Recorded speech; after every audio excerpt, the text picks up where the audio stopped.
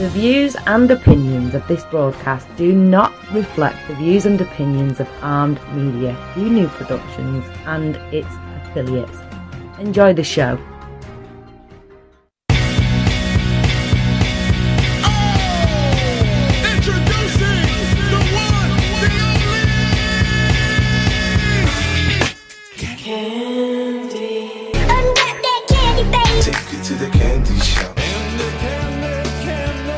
Tastes just like candy.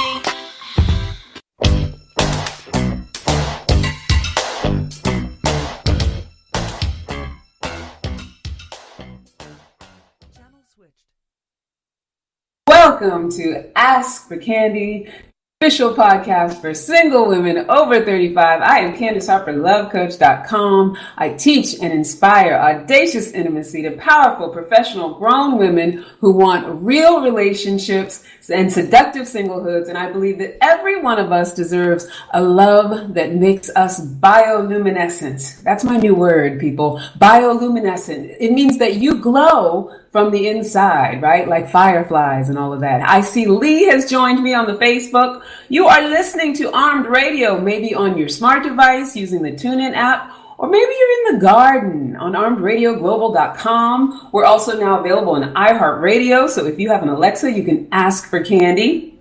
Or perhaps you're joining us live on Facebook like my Lee. I see Lee's sending me emojis, and feel free to hit likes and stuff, Lee. I think it's you and me tonight. I think you're going to be my unofficial co-host like you often are. We have a lot to talk about, a lot to discuss. It's going to be juicy. So if you are live on Facebook, don't forget to pop on over to the Creative Love Collective and join the group. Don't forget to pop on over to Armed Radio Group News and join that group so you always know what we're doing, when we're going to be on, and what's going on. And you can also call us during the live broadcast at 1-800-508-5431 if you have any questions. You want to talk to us, you want to talk to me directly, something I'm saying is resonating with you, or you want to argue with me, whatever, I invite all of it. And the other option is you can email me at askforcandypodcast@gmail.com, and maybe whatever you send me, I might talk about in a later broadcast. Lee says, I like juicy. I like juicy conversation too, Lee. This one's going to be a good one tonight. I feel like it's just us. It's very intimate. I see Donald and Andrew have joined us. We're going to have a nice, intimate conversation tonight. Like I said, I'm Candace Harper, lovecoach.com, and my talent is conversation. My passion is personal growth, and my purpose is to teach and inspire radical self-acceptance in myself and others so that we can all have our best possible love life. And what this show is about, for those of you who are coming in new, each week we will have lively conversations about different topics relating to love and relationships. Sometimes we'll bring on special guests or games and activities. Always, we get a chance to laugh, we'll get a chance to cry, or just learn something new, because who doesn't want to learn some new things, right, about love? And that is why this is a conversation.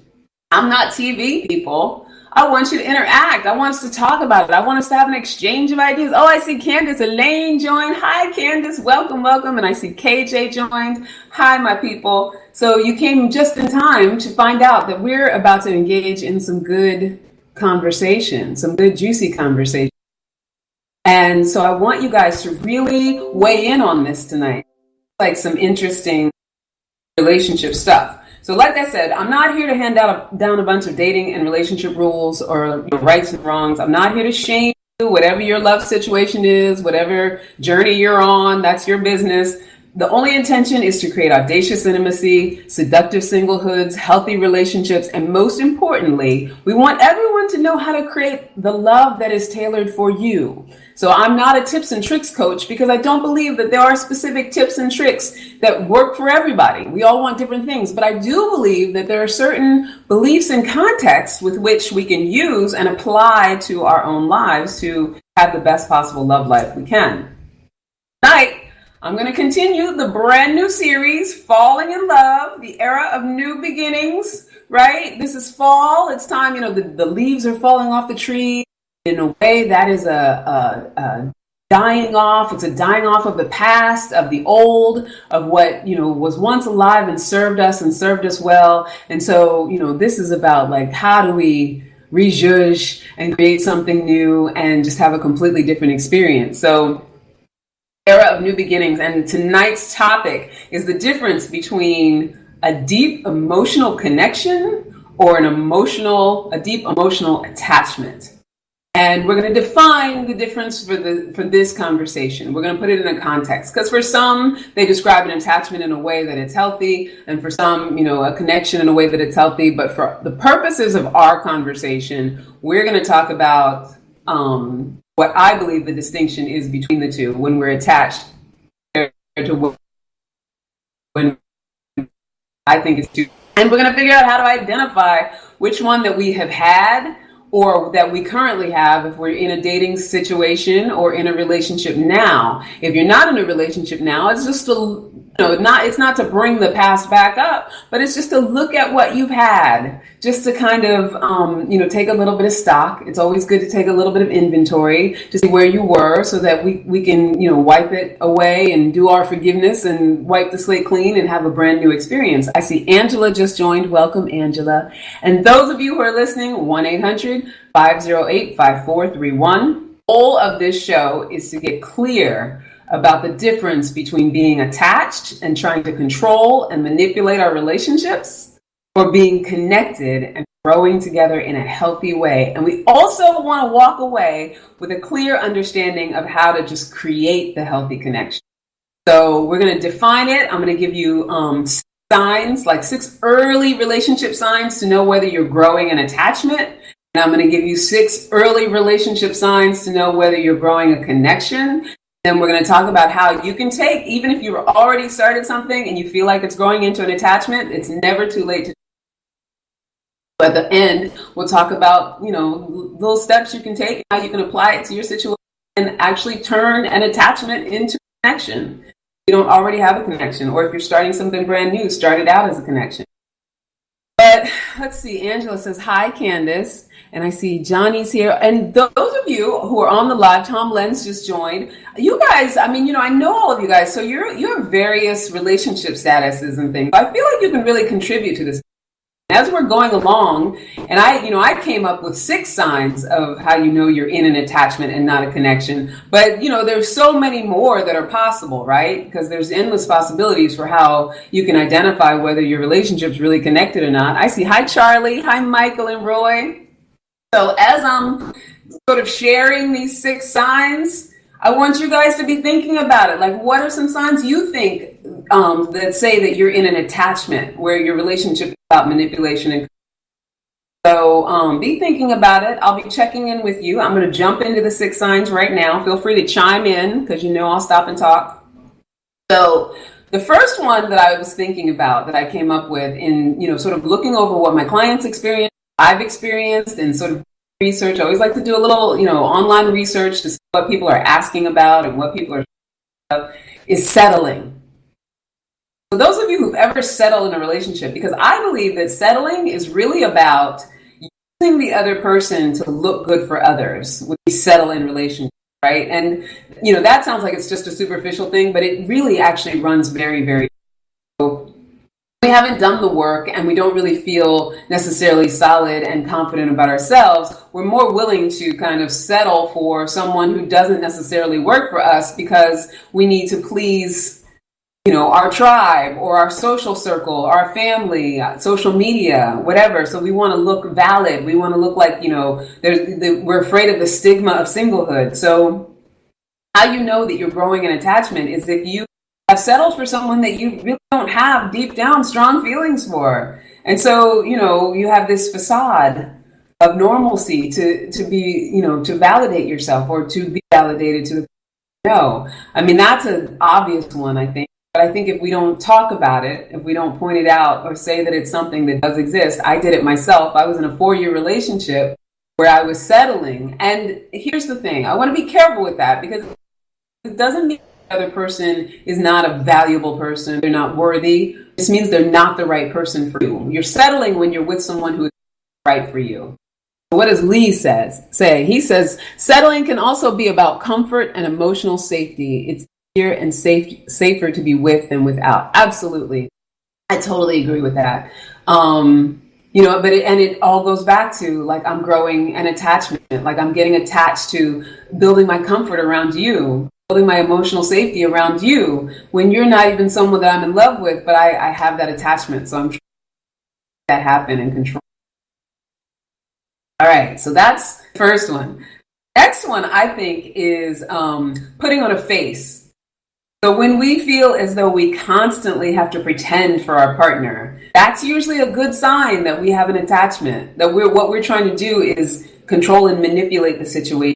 So whether it's faking orgasms or maybe just like going along with their preferences when they're not really our preferences, or not speaking up for ourselves within the relationship, or lying about aspects of ourselves, or just lying about things in general. You know, and that also goes back to settling a little bit, because you got to try to look good. You got to try to, keep up a facade for this. And it's just one of the ways that we deny ourselves in order to manipulate a partner into doing. That's total attachment. That's all.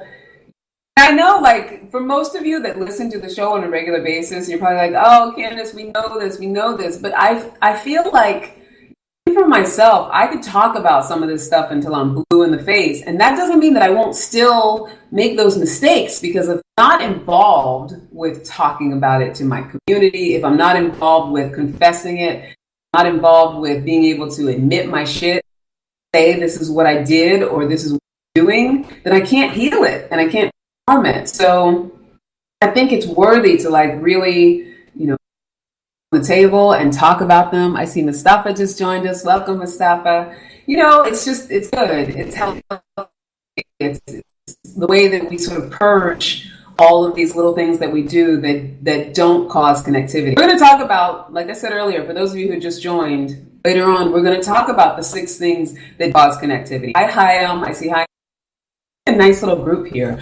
Noticing that I have a lot more men than women on the Facebook Live, which I think is an interesting thing.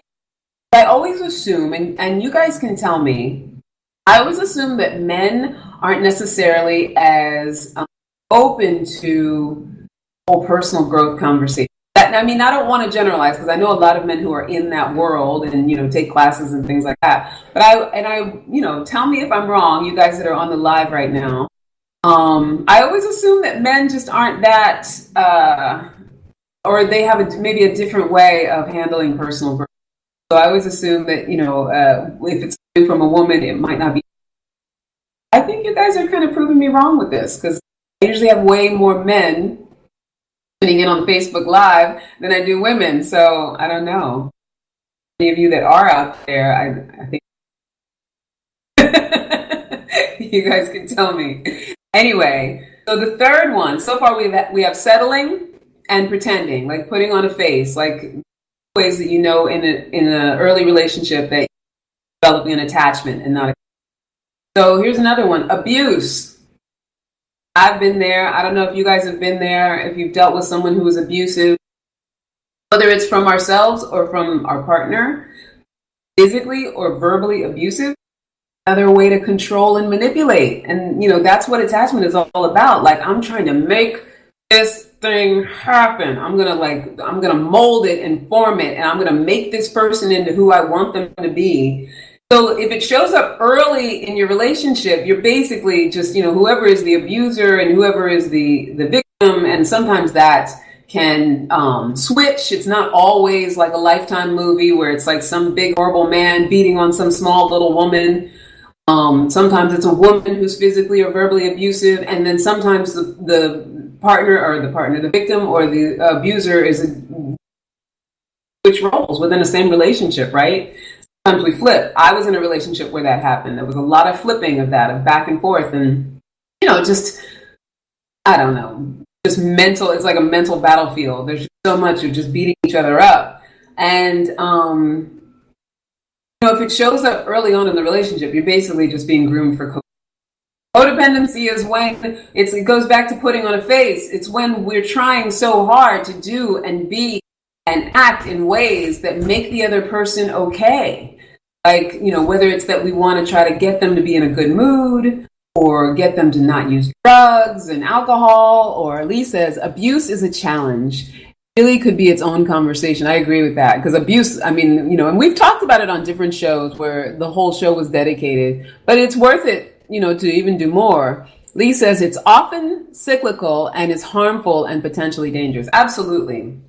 And if you are dealing with abuse, whether it be verbal or physical, always, you have to say, it's like, do what you can to heal and get out of it, escape it. There's just there's no end in sight as far as a good outcome. It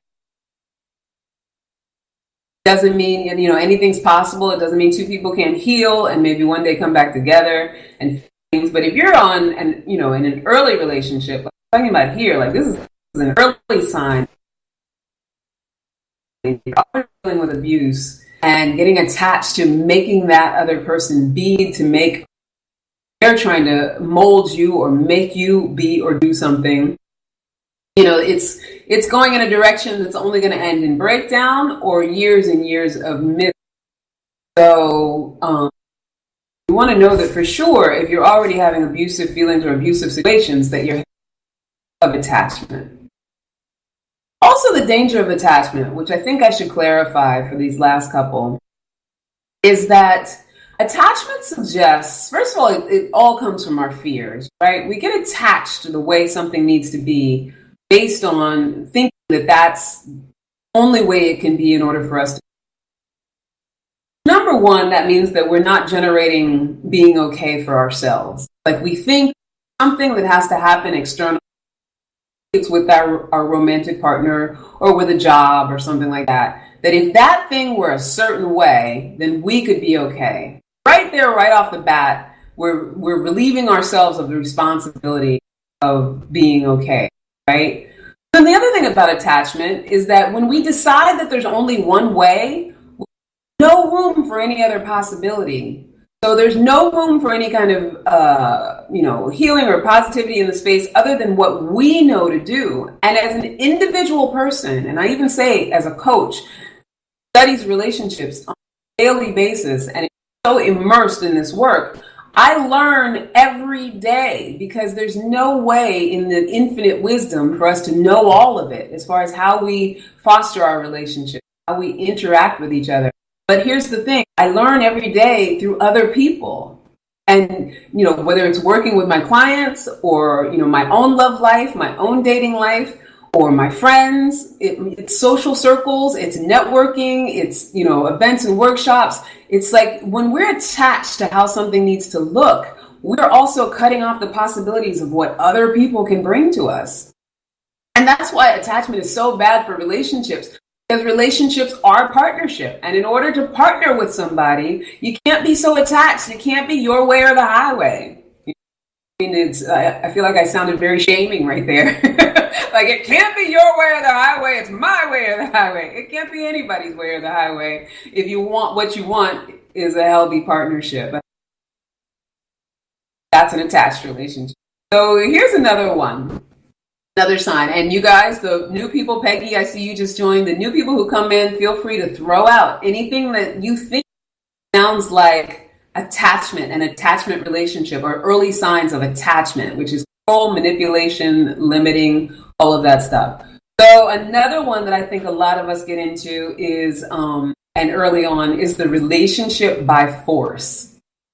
And if you agree with me, you guys, or if anything resonates, feel free to hit the like button and let me know that it resonates, even if you don't have something you want to. This is a big one, the relationship by force. I don't know if you've ever been, and I think this happens to both, when it's one person who continues to drive the relationship, even when the other person is somewhat disinterested, or like they're occasionally participating in the relationship and they're not making a real effort. Like the one person who's initiating phone calls, dates, the time that's spent together, and even using some of the other attachment indicators that I mentioned, just keep driving it forward, whether it's that they get abusive or they go ahead and, they're settling in with this person that's just not on board. I mean, that's settling. When someone's not on board with you and you keep having sex with them and offering them whatever you think they might want because you want them to want you, that's a form of settling. And pretending to be something you're not in order to try to make them like you. It's like, and people do this successfully, sometimes for a very long time. There are relationships, I think, that,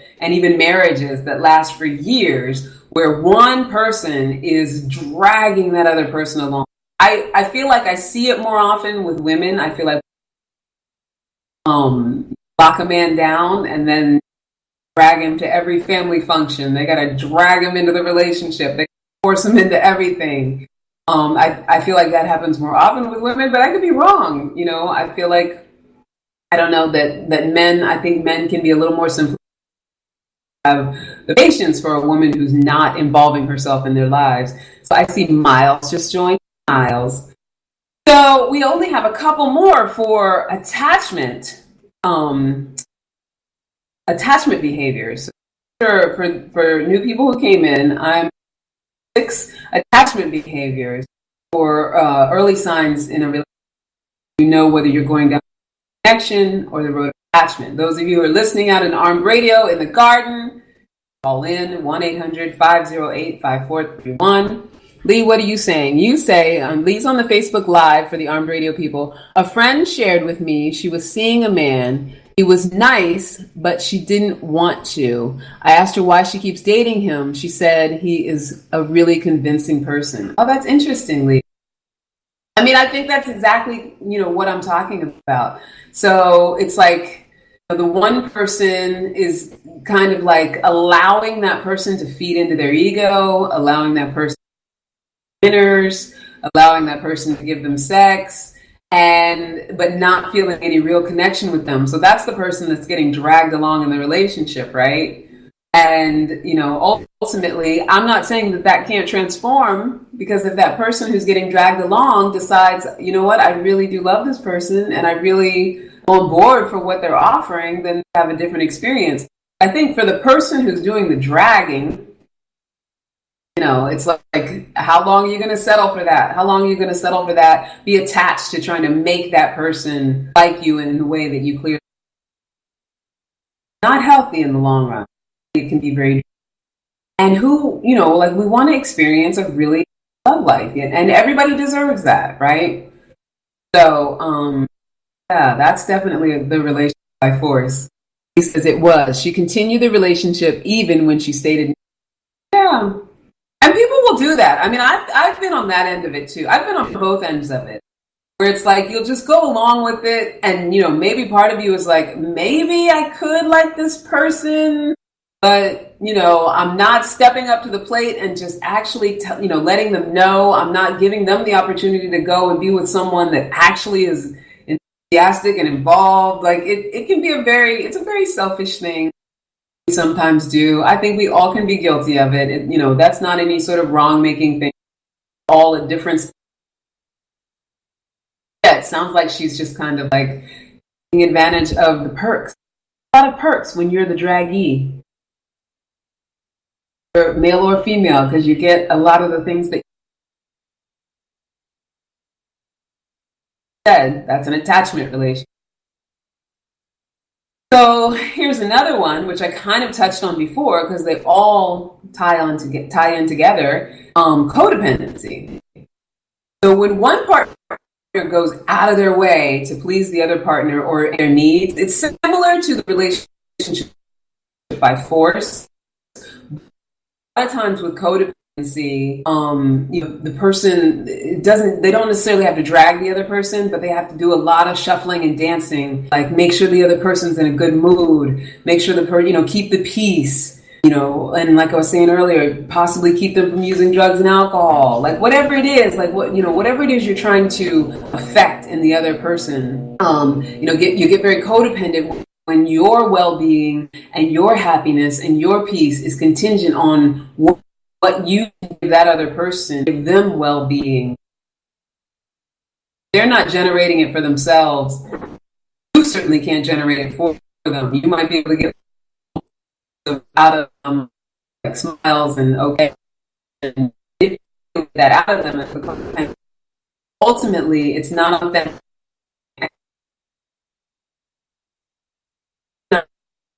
From a real place, and if they're not generating that for themselves, they're also having an issue with their feelings about themselves. Like they say, you can't love somebody else if you can't love yourself. That's just another form of an attachment relationship. Attachment relationships can go on for years and years and years. But if you can, or if you can catch them early, step away before it becomes that, possibly cause yourself. Then the last one I thought was interesting is image worship. Like when I was doing my research and things like that, and even, in my own experience, granted it was years ago, I think because of social media and the way that we have such access to each other's lives because of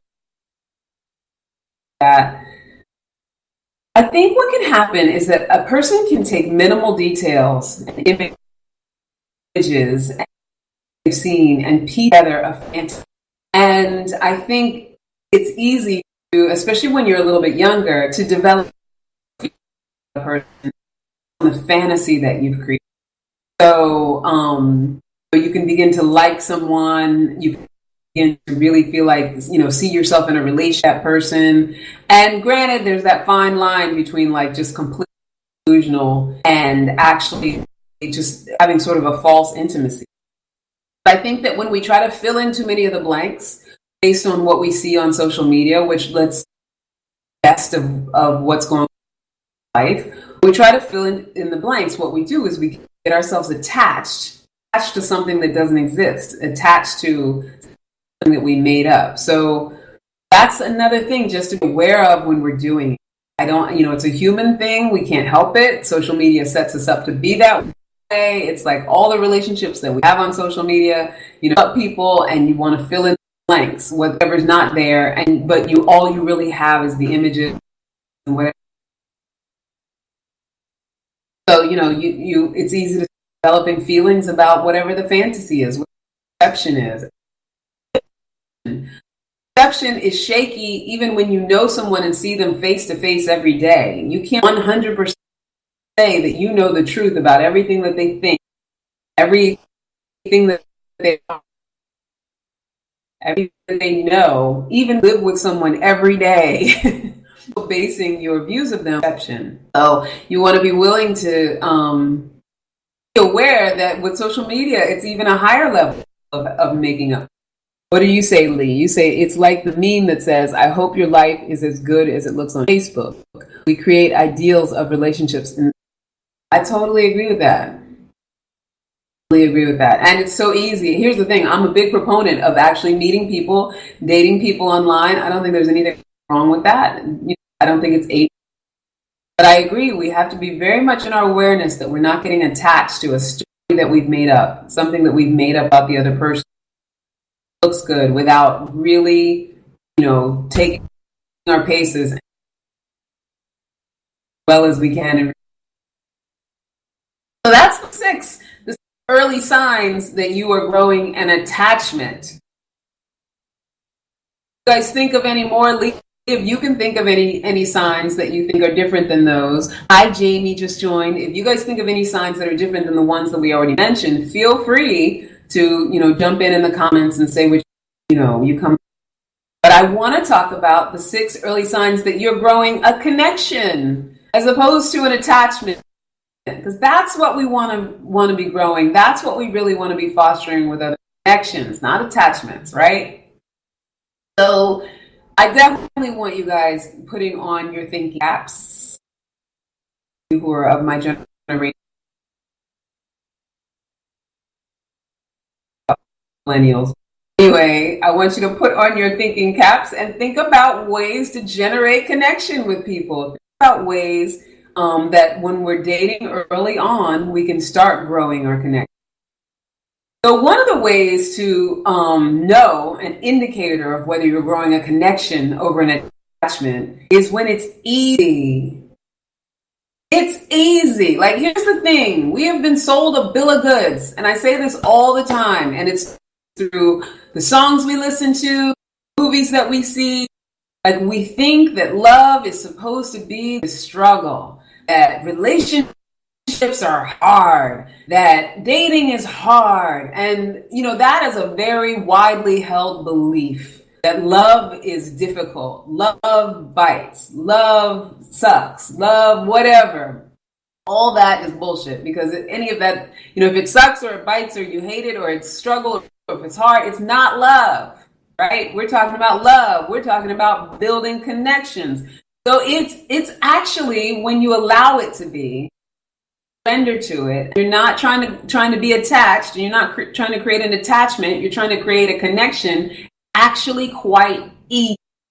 Because here's the thing about it, all you have to do is self. I know that sounds so rudimentary, but that's what makes it easy. No pretense. You don't have to be, like Chris Rock says, you don't have to be your representative. You don't have to put on. You talk about what you're passionate about from a real place, and either that person's going to love and accept it or they're not. Jamie says, listen to your feelings and the sensations that come up in your body. I love that, Jamie. I absolutely agree with that. Because that's all about, like, in your gut, what's really going on with you. Your body definitely communicates with you, talks to you.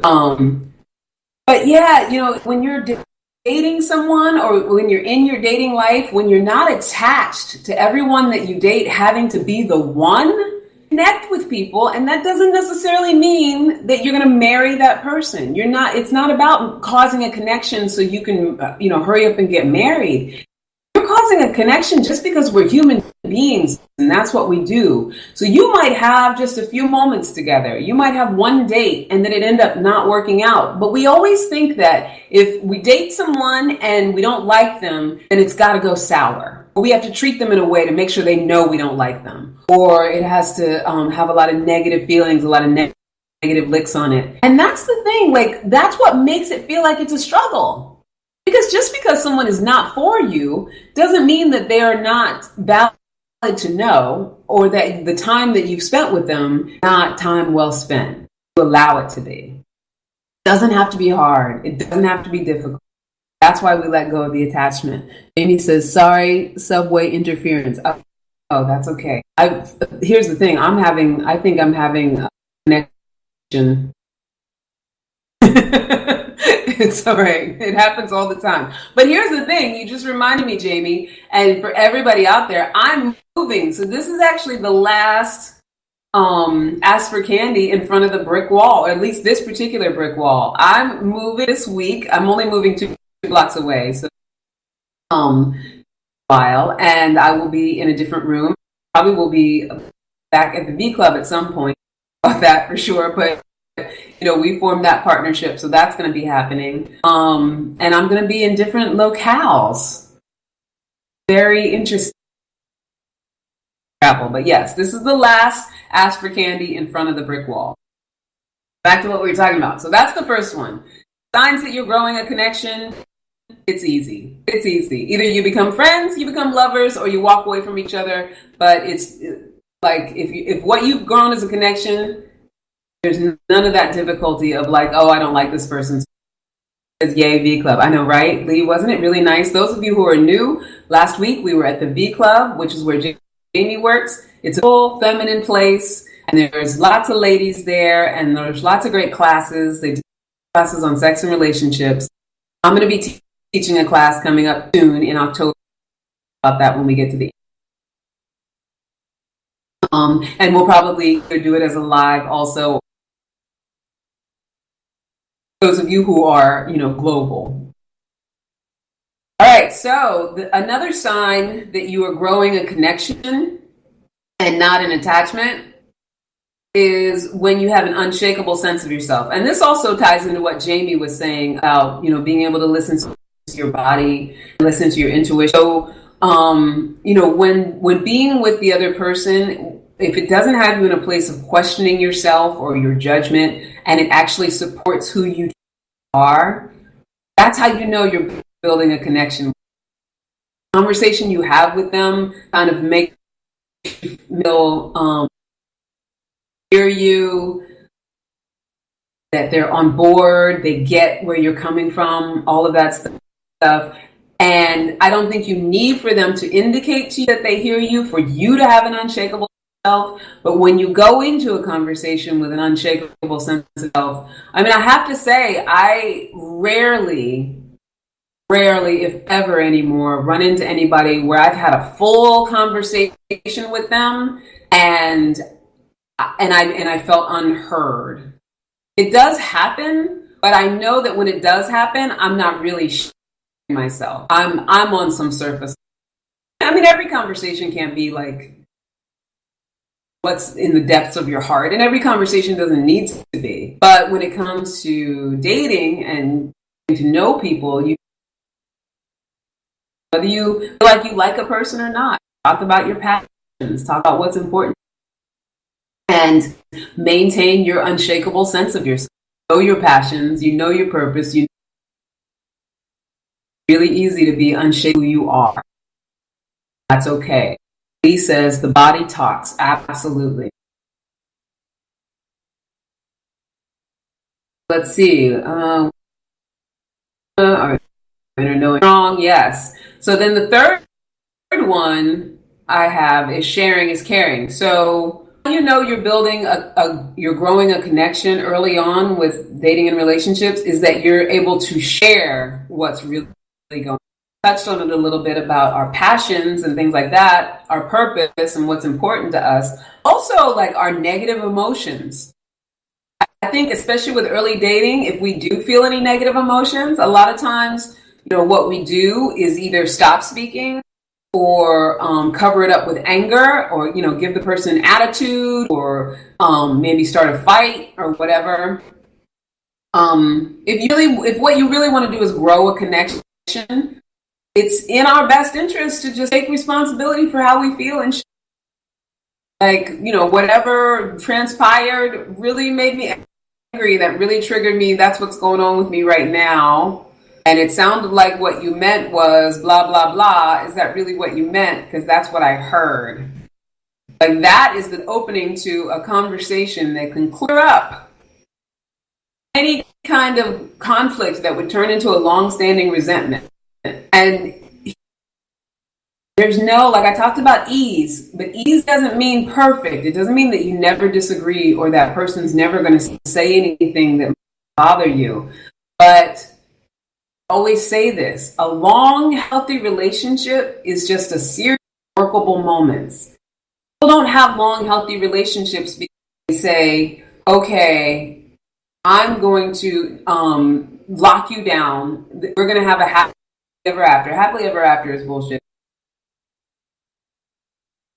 That's one of the things. One of the things that that you're having a growing connection. You're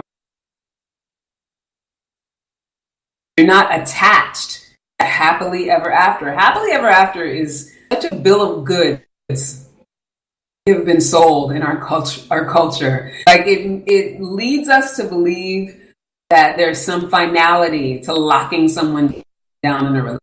Or, once you get married, then, it's happily ever after. Or, once something happens, then you'll be happily ever. Happily ever after is a bill of.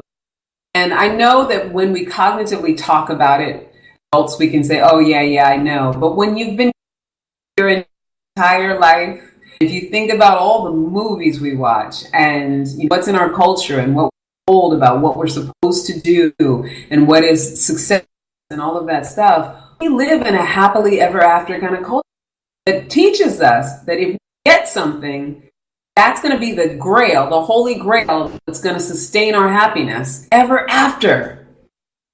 Think about that. It's such a bullshit bill of goods. And it's okay that it is. Because we're human beings. We're not supposed to just live happily ever after. We're supposed to have ups and downs. And the onus is on us in this life to live and navigate what goes on in life in a way that works for us.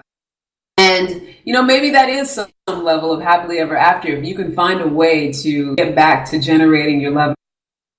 But, so yeah, and I guess in that sense you do after.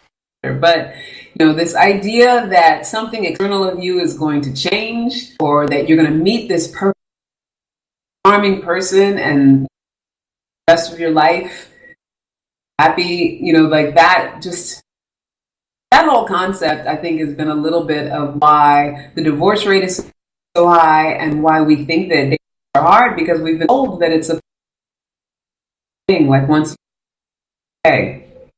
But no, like I said, a long, healthy relationship is a series of moments of work. When bad happens or something down, if I'm in a healthy relationship, both committed to working, both are committed to, not attached, committed to be open to what's possible, what the other person brings, we can bring, how we can put together, create a win-win for each other, how we can make it work. And another one I have is acceptance. So this one, or a spirit acceptance, I should say, because what it requires, what you want to do is grow a connection. It requires that you look past the things that aren't perfect. By aren't perfect, I mean those things that you don't maybe necessarily like so much, or a little cringy or whatever. And this is in balance with the things that you actually do really like about it. But how do we strike a balance between the looking past the imperfections, ignoring red flags?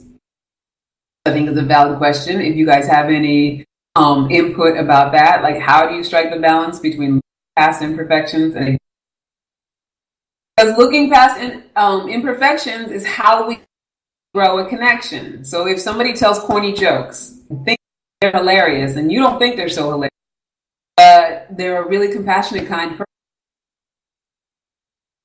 person, and you feel like they align with who you are as a person, like the willingness to look past that will open it up so you can grow.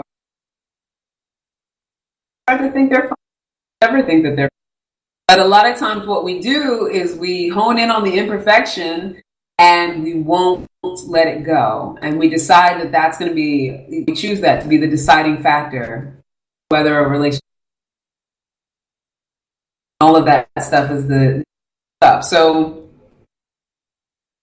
there can be no specific rules because every situation is different. That's why, like Jamie mentioned and like Lee mentioned, always so important to listen to our intuition, listen to what our bodies tell us. Striking the balance between, what is just an imperfection and what is just a red flag. Like, listen to what your body tells you. Red flag, and it's something that doesn't align with who you are, and it's not going to be good for you. Your body will let you know. That will let you know. Going off like an alarm, right? But if it's just that it's imperfections, you're just feeling like a little bit, love that so much. It's worth it if you really want to grow a connection. Look past it. Grow your connection. Grow your connection, honey. Let that happen. And, here's the reason why I kind of push this a little.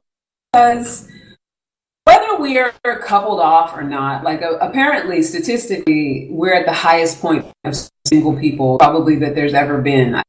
Culture, just in our culture. I can't speak globally, but I looked up statistics, and as far as single women and single men in this country, it's at the highest level it's ever been. Obviously, the divorce rate is very. And so, what worries me about that is not. I feel like everybody's got to be in a relationship. Trust me, I've been enjoying my single, and I've been purposeful about taking the time to be single.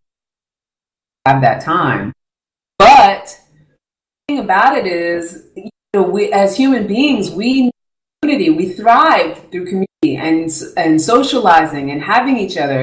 Like if you watch dogs, they're domesticated dogs or even wild dogs. They are a community species. We are a community species, and there's a lot of mammals out there that are community species. Whether it's that we choose to have everyone coupled off or not coupled off, we still have to know how to connect with each other. And what scares me, and I don't know if it's true for those of you who are of my generation, those of you who remember what it's like to not have any sort of digital communication, those of you who remember, and I'm aging myself, but those of you who remember dial tone phones, where you actually had to call people, and when people actually would come over to your house and you would sit together, and if you remember, please hit the button and let me know you remember and what that connectivity meant. I push this so hard, the understanding between growing a connection or growing an attachment, that I'm such an advocate for this, because it is so important that we know how to connect with each other, that no matter how much technology we have, that we continue to connect with each other and see each other as human beings. He says, it's so hard to not make excuses or ignore red flags. I've been in a relationship for months because I didn't want the red flags to be true. I tried to look past them for what I liked most about her. I totally get that, Lee. I think, hi, Deanne just joined. And I think the thing about that, I think we often get in situations where we feel like, we look past the red flags, but that's where the balance is. It's like being willing to say to ourselves, like, I don't have to look past things that I know aren't going to be working. Like, I don't have to look past the that that I did that in a relationship where I was with someone who right away I saw actions that wasn't, he was showing up as not a compassionate person. Obviously, he was the possibility of compassion, but he wasn't choosing to be compassionate. And I ignored that because I wanted to make the relationship. So it's like, how real do we want to be with ourselves? You know it's a red flag and you ignore it. And obviously, that's not going to work. But if we're honest with ourselves, often we're not, because we just want to create what we want to create. Right, like you said, Lee, we make excuses. Those of you in the armed global radio world, live on the Facebook, we're talking about how, you don't want to make excuses for somebody's lives. And the way to strike that balance is to just be honest with yourself. Don't try to, and that's where attachment comes in. Force this relationship to happen, and if what you want is connection over attachment, you're in your best interest to just be aware of those red flags and what you need to do. If you need to separate yourself from that person, that is just as connective. Allowing a separation and being able to say this relationship is not going to work, and being able to close it and have a clearing conversation with that person is just as connective as staying with that person, because you're not right for each other. You're doing both of you a favor. So, and I know it's not easy stuff. It's all very scary, but this is, what it comes down to. And here's the thing. Most people out there, their relationships are attachment relationships. Somehow, they have their manipulative ways. There's lies that they tell. There's the ways they keep each other, the tricks that they do in order to keep people satisfied and on an even keel. They do all of the things that I listed. They put on a face, they put on a facade, and they're codependent. They do a little dance to try to please the person. But what I'm talking about here is the road less traveled. If what you really want with a person is that deep level, if I'm going to spend decades with somebody, I want that deep level connection where if I'm sick in the hospital and I can't speak for myself, I know that person knows me in such an intimate way that they're going to know the right answers to tell the doctor from what the doctor should do. Whether or not I have do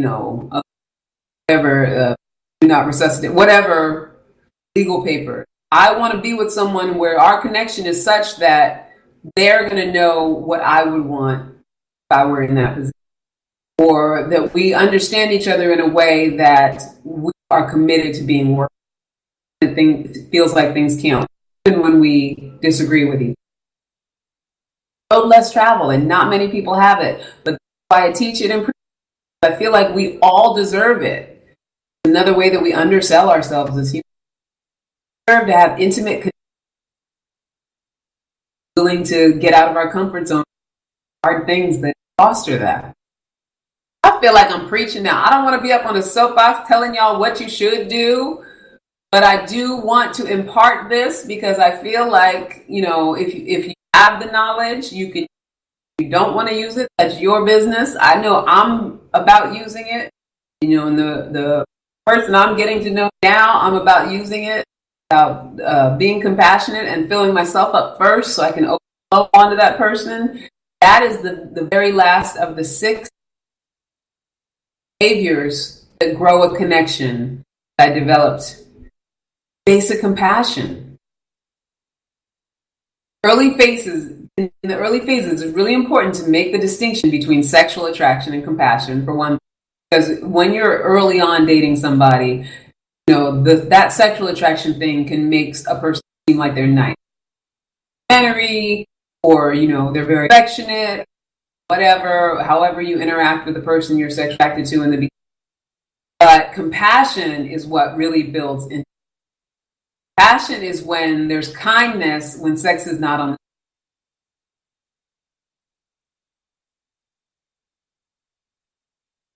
bringing of soup when the other person is offering shoulder to sadness. It's really wanting to see that person. What causes that connection? How you know you're growing a connection with somebody is when they fault with you, passionate. And that is the whole purpose of relationships. To invite compassion into your life and to be able to overflow onto someone, love and compassion and care for each other. So if what you are looking for is a connection, those are the things that, are 6 things, the signs that you are growing one. You guys have any other ones that you have that you want to chime in? By all means, do so. But you want to start growing a connection and you don't know where to start because you don't know how, maybe you don't know how to start creating those things. You're already in a relationship, attachment-based. I'll tell you the 3 things, and what I teach in my coaching program. That's a 45-day, but it's peace, partnership. Start out with peace. It's what happens when you get flat with the past. You forgive yourself and everyone else. You release all the old hurts and all the behaviors that we've adapted to protect ourselves from the new hurts. Peace is what happens when we can say to ourselves, I love your strengths, give your weaknesses, and you that to yourself and live in peace in God or the universe or whatever you believe in, whatever you don't believe in, humanity. When you have faith that things are going to be okay, you are peaceful within yourself. That's a start for connectivity because that's what loving yourself is really about, self-acceptance. And so then purpose is what happens when we figure out why we exist as a human. So I always say to look to where your talents and passions meet your challenges. My talent is conversation and communication. Obviously, I love to chat. He says peace is not easy, but it is because we live in a culture that tries to make it not easy, but it's a practice. It's like yoga, which is why yoga is part of my program, because it's a perfect metaphor for what's going on in the inside internally. We have been conditioned to not be peaceful. We've been conditioned to think that we're not enough, that we need things, so we must consume them and buy them. We need. So in order to rewire the synapses and overcome that conditioning, we have to practice peace. It must be practiced, right? Challenging. For some it comes easy. That doesn't mean it's not worth doing. Purpose, like I said, is what happens when we figure out why we exist. So my talent is conversation and communication. My passion is personal growth and fostering relationships. And my challenge was always to love myself enough to overflow onto others. And it's a practice that I'm always in. And as I get older and I'm more in this world and in this conversation, it gets easier and easier. Rather than what I was doing, which was being codependent and trying to be good enough for others to love me, I have learned to fill myself up like a vessel so that I may overflow. And so that is how and by using my talents in order to do that for myself and to teach other people how to do that, that's how I fulfill my purpose.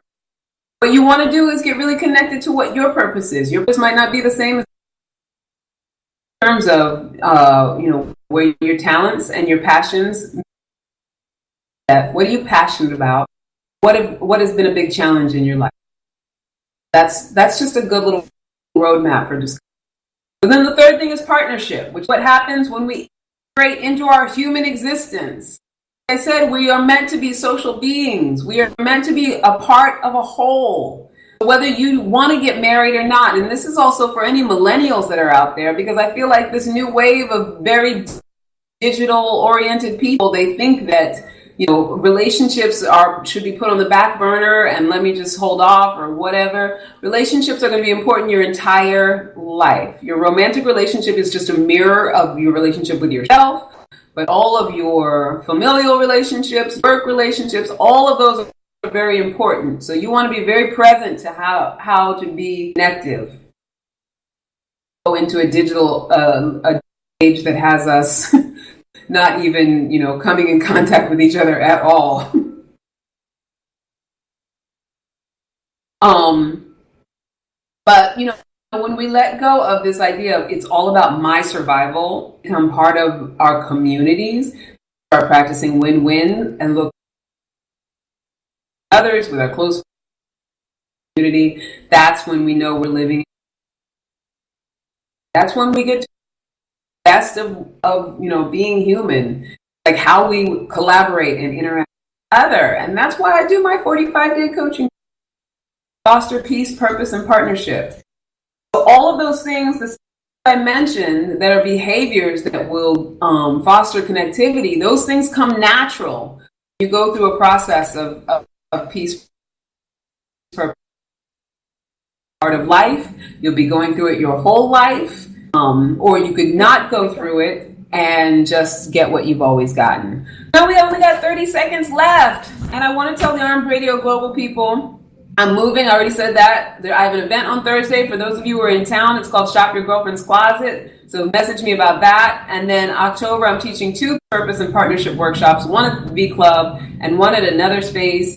But for the Armed Radio Global people, until next time, that you are a love machine. If you ever start to feel like you aren't getting the love you need, more and ask for candy. I love you, Armed Radio Global. For the people on the Facebook Live, feel free to email me, askforcandypodcast@gmail.com, or because you're on Facebook, you can direct message me right now. Want to go to any of the events. Like I said, I have Shop Your Girlfriend's Closet event just for the ladies, but it should be a really fun event. Growth Source Academy, which is then I'm teaching 2 peace, purpose, and partnership workshops in October. One on October 11th and one on October 27th. So definitely, if you're interested in taking that workshop, it's going to be the full experiential class breakdown of what I talked about tonight. Partnership, how you get to a point where you can behave in a way that is connective without thinking about it. So if you're interested in something like that, it's a great class for personal, a lot of fun. We gotta go. You leave, Jim? Say again? Are you leaving, Jim? We're done? Yes. Thank you. Have a great week.